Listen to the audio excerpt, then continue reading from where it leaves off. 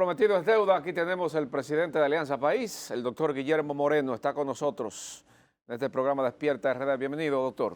Buenos días. Buenos días, buenos días. Me siento muy complacido de estar con ustedes. Qué bueno aquí. tenerle aquí. Bienvenido. Y doña Aura Celeste, ¿cómo está? Está muy bien, muy bien. Qué bueno. Siempre digo, me sigue soportando. Démele mi saludo. Mire, Gracias, y ya gracias. que le damos la bienvenida cordial y que usted está contento de estar aquí, nos gustaría que usted nos diera una actualización de país, de Alianza País, y cómo va con el proceso o con los procesos de ser partido opositor de alguna forma del gobierno. Bueno, sí, nosotros somos un partido de la oposición. Lo que pasa es que en el país hay dos oposiciones. Sí, ¿cuáles? La oposición del retroceso Ujú. y la oposición para avanzar. Nosotros somos una oposición que, digamos, busca que las reformas y las transformaciones prometidas, incluso con las que se comprometió este gobierno, se realicen. Porque el pueblo dominicano votó en el 2020, fue precisamente para ponerle fin a lo que fueron esos 20 años de desgobierno peledeísta, que, dominado por la corrupción, la impunidad, y donde se profundizaron las políticas neoliberales y donde además de eso se profundizó también la desigualdad. En ese sentido, nosotros asumimos la necesidad de producir un cambio, pero un cambio para avanzar, Ujú. para que haya mayor equidad en la sociedad, para profundizar la democracia, un cambio para acabar con la corrupción, para que no haya impunidad, para que se recupere lo robado, para que los derechos no sean asumidos como mercancía, los derechos sociales, sino como dice la Constitución, como derechos fundamentales de los ciudadanos. Entonces, ese es el tipo de De oposición. oposición que nosotros hacemos ¿Y cómo para va esa avanzar. oposición? ese ¿De ca- cara a Bueno, este? déjeme decirle que Alianza País no ha parado de hacer su trabajo en lo que es el marco de la ley. De acuerdo a la ley, nosotros no estamos en un periodo preelectoral, ni estamos en elecciones. Nosotros estamos en un año previo al periodo preelectoral. Lo que ha pasado es que unos partidos han tomado el escenario y han iniciado una campaña a destiempo. Y bajo el simulacro de una consulta, y en el caso del partido oficial, abiertamente promoviendo la reelección, han puesto el país en un proceso prácticamente ya de competencia electoral. Ahora, ¿qué ha venido haciendo Alianza País? Nosotros desde hace unos cuantos meses iniciamos una campaña nacional de afiliación, que es lo que nos corresponde en este periodo: fortalecer los organismos y sobre todo visitar, estar en los barrios, hablar con la gente, invitarle a formar parte de Alianza País, presentarle cuáles son las características, los planteamientos de Alianza País e invitarle a afiliarse. Esas lo hacemos a través de brigadas territoriales, además de las redes, y en esas brigadas la gente toca la puerta de los ciudadanos, va a los lugares donde hay concurrencia y le presentamos el partido, y entonces vamos llenando en unas libretas de afiliación que se han elaborado, esas personas que aceptan ser parte. Eso es depurado y luego ellos pasan al padrón de Alianza País. Hemos estado trabajando en eso y eso también da lugar a que en muchos municipios, en muchos distritos municipales, en muchas comunidades, en muchos barrios, se constituyan equipos, grupos, núcleos nuevos de aliancistas de cara a los trabajos que el partido realiza.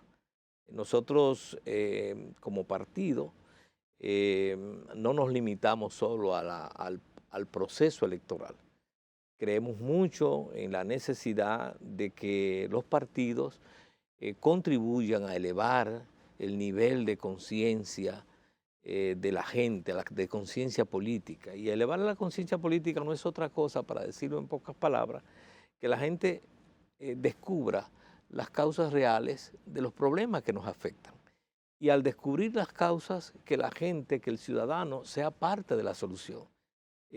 Alianza País en ese sentido le acompaña, le estimula, le ayuda, trabaja para aumentar ese nivel de conciencia y le acompaña a los distintos sectores sociales, territoriales, para que juntos se mejoren las condiciones de vida. Guillermo, usted enumeró hace unos minutos las razones que motivaron el voto de 2020 y que llevó al presidente Abinader a la presidencia. Decía justicia, romper con la corrupción y otras cosas más. ¿Hasta ahora usted entiende se ha cumplido con eso?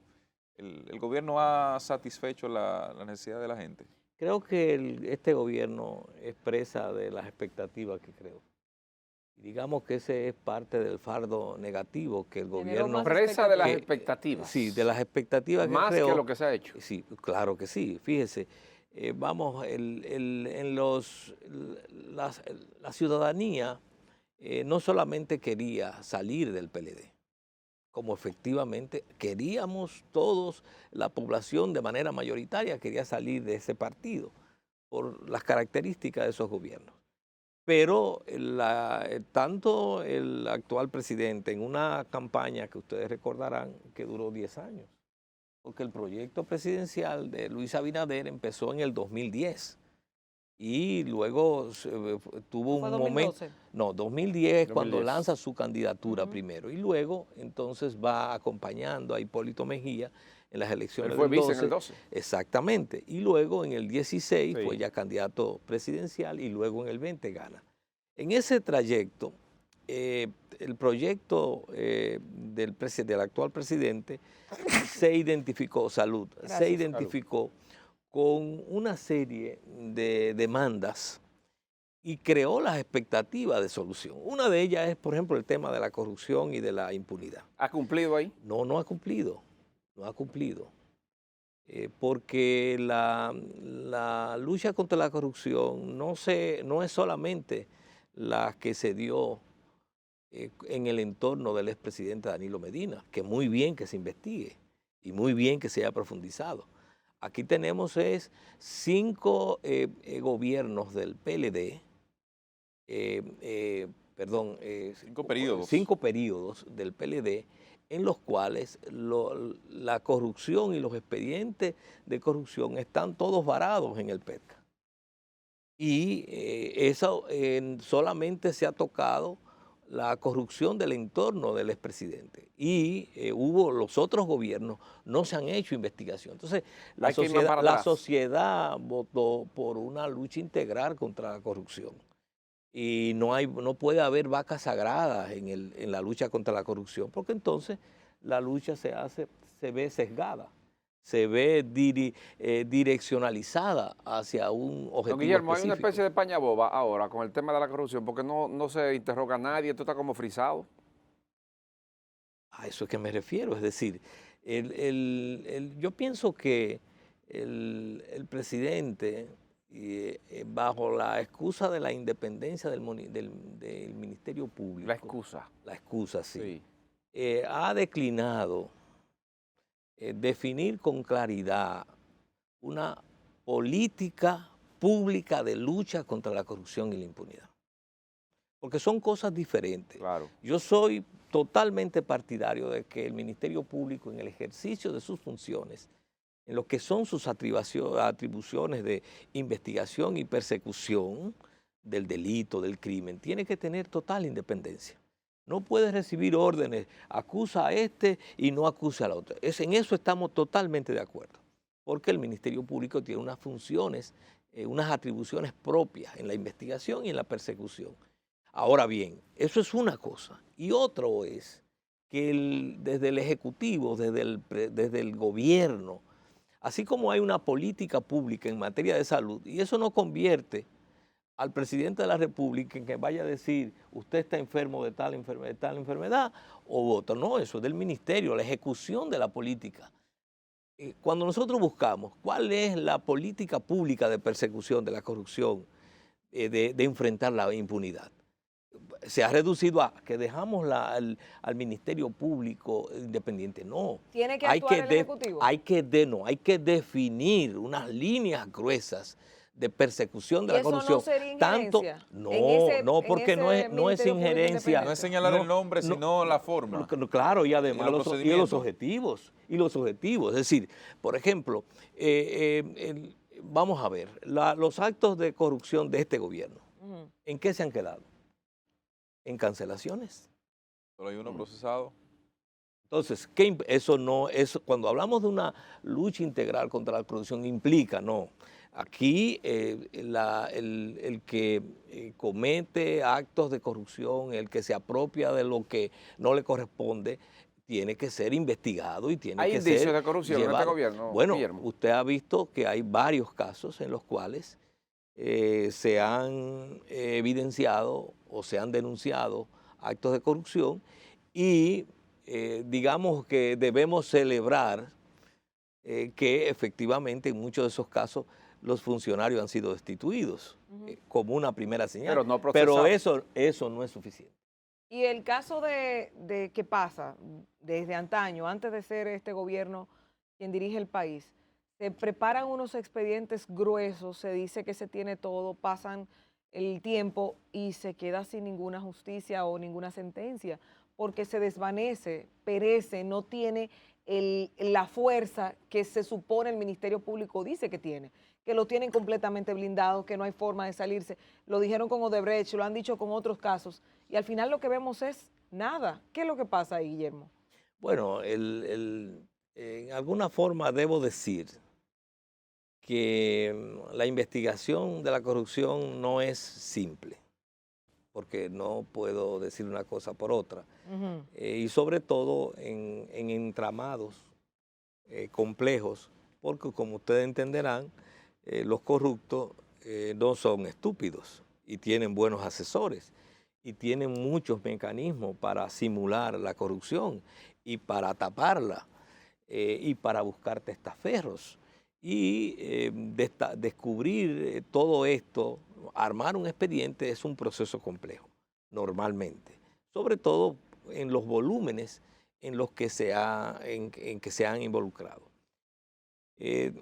Tal vez la estrategia que ha seguido el Ministerio Público de totalizar en determinados casos todas las formas de corrupción le ha impedido ser efectivo cuando muy bien pudo iniciar procesos con casos muy concretos de corrupción que pudo ser, digamos, más exitoso en términos del tiempo. Don Guillermo. Porque lo cierto es que 2 años y medio después, Sí. luce, como ustedes dicen, usted usaba la palabra España boba, luce como una especie de situación de indefinición, de limbo procesal en el cual nos encontramos y no hay una respuesta clara de parte del Ministerio Público. Los corruptos siguen exhibiendo los bienes robados. Es decir, realmente en ese aspecto, las expectativas que tenía la sociedad de que efectivamente íbamos a un gobierno que iba a enfrentar la corrupción y que iba a acabar con la impunidad en la población, no se han llenado esas expectativas. Don Guillermo, debe de ser procesado un expresidente de la República. Hipólito dice que no. ¿Usted está de acuerdo con Hipólito en materia de corrupción? Mire, eso es bueno, no voy a utilizar la palabra Sí. porque realmente, pero mire, nadie está por encima de la ley. Todos estamos y debemos estar sometidos al imperio de la ley. Correcto. No hay un robo bueno y un robo malo. Hay un robo. Y sobre todo, el robo público es el robo de mayor agravamiento. ¿Por qué? Porque tiene unas consecuencias sociales que tal vez no tiene el robo individual, que afecta a una familia, que afecta a una persona. El robo público afecta a una comunidad, afecta a una nación. Mire, uno de los grandes vacíos que hemos tenido en la llamada transición democrática dominicana ha sido precisamente la impunidad. Y esa impunidad tiene mucho que ver con criterios desfasados y errados como ese que usted cita. Todo el que viola la ley, sea el presidente de la República, o sea el alcalde, o sea cualquier funcionario del más bajo nivel, tiene que ser investigado y tiene que ser procesado si hay los elementos de prueba suficientes y tiene que recuperarse lo robado. Nadie puede estar por encima de la ley. Doctor, me gustaría saber, en términos ya político-electoral, en las elecciones pasadas, ustedes sacaron 0.96, equivalente a casi 40.000 votos, por lo menos en lo presidencial. Obtuvieron por primera vez un diputado electo, no nacional, sino electo por voto directo, aunque eso venía de un proceso de fusión que se había dado con el partido que dirige Minú Tavares Mirabal, Opción Democrática. Luego viene una división, una ruptura de esa fusión, como había estado en la Junta, y me gustaría saber, ¿es posible, está previsto que Alianza País supere ese 1% aún luego de esa división? ¿Estaría usted corriendo nueva vez por la presidencia de la República o por ser candidato de ese partido? Bueno, nosotros como partido nos estamos preparando para participar en el proceso electoral. La realidad es que hay en estos momentos un buen ambiente en muchos sectores con los que coincidimos frente a la visión de país y a la propuesta política, un buen ambiente hacia producir esfuerzos unitarios. Nosotros lo hemos visto así, lo apoyamos. Para eso tendrán que darse procesos de concertación entre las distintas fuerzas. Lamentablemente estamos en una especie de limbo electoral, porque si bien es cierto, por un lado, que la ley no estamos en un año previo a un año preelectoral, sin embargo, por otro lado, está montada la campaña y eso hace que ante esta indefinición haya como una especie de nuevo, y voy a utilizar tu término, una especie de limbo. Sin embargo, la idea es que hay muchos esfuerzos encaminados a concertar una propuesta de los sectores alternativos. Una de las cuestiones que se quisiera es que pudiera ser a través de una primaria que se eligieran los candidatos en aquellas funciones o representaciones donde haya competencia de dos o más partidos alternativos, que hubiera una primaria. Lo que pasa es que no existe la ley de lemas en el país. Okay. Y al no existir, entonces las primarias no pueden darse en el marco de una coalición.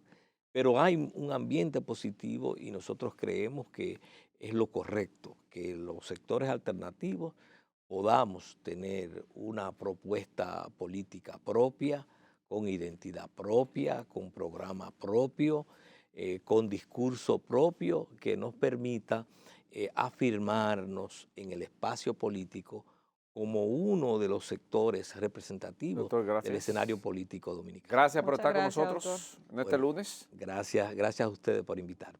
Bueno, gracias al doctor Guillermo Moreno, estuvo con nosotros iniciando esta semana. Despierta RD, mantenga la sintonía con Telecentro, por ahí viene Activando la Mañana. No se vayan.